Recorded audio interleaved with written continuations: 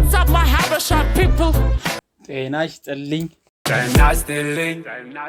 እንደምናችሁ ሰላም የሙሬ እንዲሱ የዩቲዩብ ቻናል ተከታዮቻችን እንደምን አላችሁ?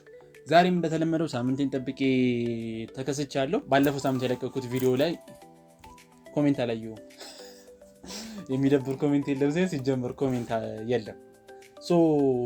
እንዲስተካከል ለምትፈልጉት ነገር ካለ ኮሜንት ላይ አሳውቁን። ሰብስክራይበሩ ደግሞ በጣም አሪፍ እየሄደ ነው። እስከ ቀጣይ ሳምንት ድረስ አሪፍ እንይላለን ብዬ ተስፋ አደርጋለሁ። ሰብስክራይብ እያደረጋችሁ አሁንም ቢሆን ሰብስክራይብ እያደረጋችሁ ዛሬ በጣም ብዙ የምናወራው ነገር አለ። ከሽንት እስከ ቻፕስቲክ የምናወራቸው በጣም ብዙ ጉዳዮች አሉ። ህዝብ መጸዳጃ ቤት ውስጥ ምርመራ ተጀምሯል ይላል የቻይና መረጃችን። ሁለተኛ መረጃችን ደግሞ በመሳም ብቻ ገንዘብ የሚከፈለው ሰው አለ።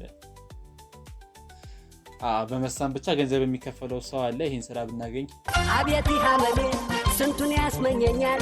ይችንም ይለኛል ያችንም ያምረኛል። ካላየው ያመኛል ማየት አመሎኑ አይን ያስጨንቆኛል። አይኮፈሌ ከፋመሌ። በሶስተኛነት ደግሞ የምናነሳው አንድ ልቤን የነካ ታሪክ አለ።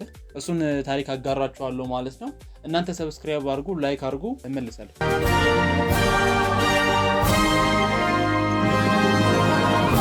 Joyful sound begins to play to brighten every coming day. By Rook and Etsubina with laughter's art, a funny video and vlog to win your heart. Reaction and vlog! የቻይና የህዝብ መጸዳጃ ቤቶች ሌላ ታሪክ ላይ ናቸው ይለናል የመጀመሪያው መረጃችን። በቤጂንግ እና በሻንጋይ ከተሞች የተከፈቱት እነዚህ የህዝብ መጸዳጃ ቤቶች እስከዛሬ ያልተሞከረ አዲስ ነገር ይዘው በመምጣት የመጀመሪያዎቹ ሆነዋል። ለጊዜው ለወንዶች ብቻ በተዘጋጀው ይህ መጸዳጃ ቤት አንድ ሰው መጠቀም ሲፈልግ በስልኩ 20 የቻይና ዩዋን ይከፍላል። ከዛም ፊት ለፊቱ ያለው ተች ስክሪን ነክቶ ልክ እንደማንኛውም መጸዳጃ ቤት በተዘጋጀለት ቦታ ላይ ሽንቱን ሻንቶ ሲጨርስ በስልኩ ላይ ቴክስት ይገባለታል። በዚህም በስልኩ ላይ በተላከለት የምርመራ ውጤት በሰውነቱ ውስጥ ያለው የስኳር መጠን፣ የበሽታ መከላከል አቅሙ፣ የኩላሊት ኢንፌክሽን እንዳለውና እንደሌለው ከነገሩ በኋላ በተጨማሪም ከውጤቱ በመነሳት ሰውየው ማድረግ የሚገባውን አንዳንድ የጤና ምክሮች ይሰጠዋል። ይህ ሁሉ የሚሆነው ታዲያ ሰውየው ሽንቱን ሸንቶ እስኪጨርስ ባለው በዛሽ በጥቂት ሰከንድ ውስጥ ብቻ ነው ማለት ነው።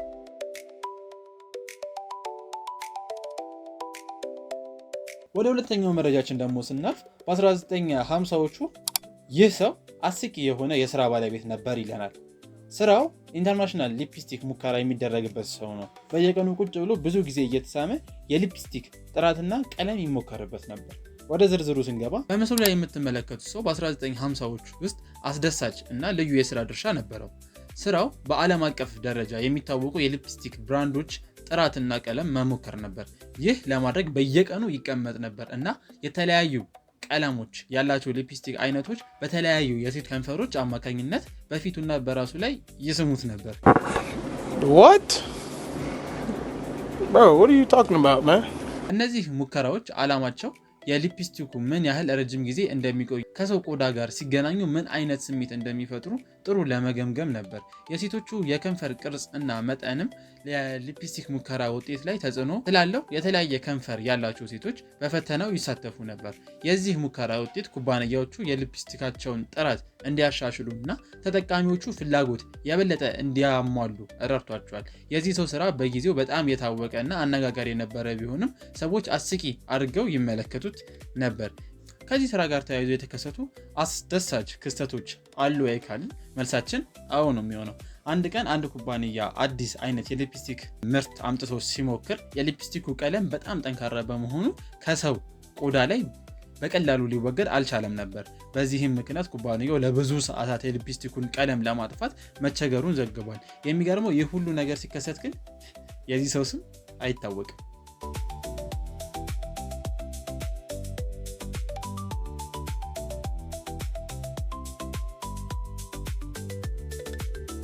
በሶስተኛነት የምናገኘው ደግሞ አንብበነው ልባችን የነካን ታሪክ ሲሆን ይህም ሁሉም ሰው ቢሆነው ብለን የምንመኘው አንድ አሳዛኝና አስደሳች ሁለቱንም ባንድ ላይ የያዘ ታሪክ ነው።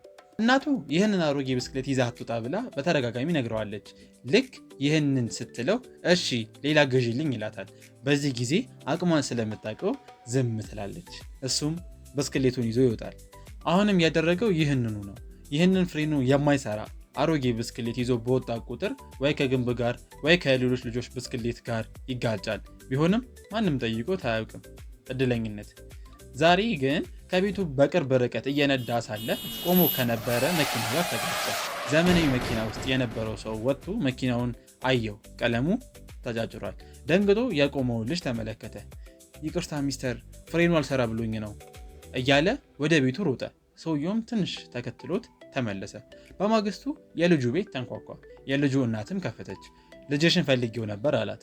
ትላንት መኪናዬን ገጭቶ እዚህ ሲገባ አይቼዋለሁ። እናትየዋም ቤቷን አንኳኩቶ የመጣውን ሰው አይን ለማየት ሳትደፍር ቀርታ አዎ ነግሮኛል፣ ይቅርታ፣ የሚከፈለው ንገሩኝና ለመክፈል እሞክራለሁ አለች። ጥሩ፣ እሱን እንነጋገራለን። አሁን ልጁ የት አለ አላት። ጠራችውና መጣ። መኪናዬን እንዴት አድርጎ እንዳጫረብኝ ብቻ ነይ ላሳይሽ አላትና መኪናውን ወዳለበት ቦታ ሰውየውን ተከትላ ከልጇ ጋር ሄደች እና መኪናውን ስታየው እናትና ልጅ ደነገጡ። ሰውየው አዲስና ዋጋው ውድ የሆነ ብስክሌት ጭኖ ይዞ መጥቶ ነበር እና ይህን ብስክሌት ያንተ ነው፣ ፍሬን የሌለው አሮጌ ሳይክል በመንዳት ለሌላ ጉዳት ሊያደርስ ስለሚችል አዲስ ገዝቼልሃለሁ አልና ሳይክሉን አውርዶ ሰጠው። ታዳጊው ይህንን ሲያይ በደስታ አለቀሰ። ደግ ልብ ያላቸው በሰው ደስታ የሚደሰቱ ደጉ ሰውዬም የልጁን ደስታ ሲያይ ደስ አለው። የሰፈሩ ልጆችም በአድናቆት ከበቡት። እናም ይህንን ቅጽበት እናትየዋ በስልኳ ካሜራ እንዲህ እንደምታዩት በፎቶ አስቀርተዋለች። እኛም ሁኔታውን ማየት ቻልን። ደጋግ ልቦች ለዘላለም ይኖሩ ይለናል መረጃው። እውነትም ደጋግ ልቦች ለዘላለም ይኖሩ።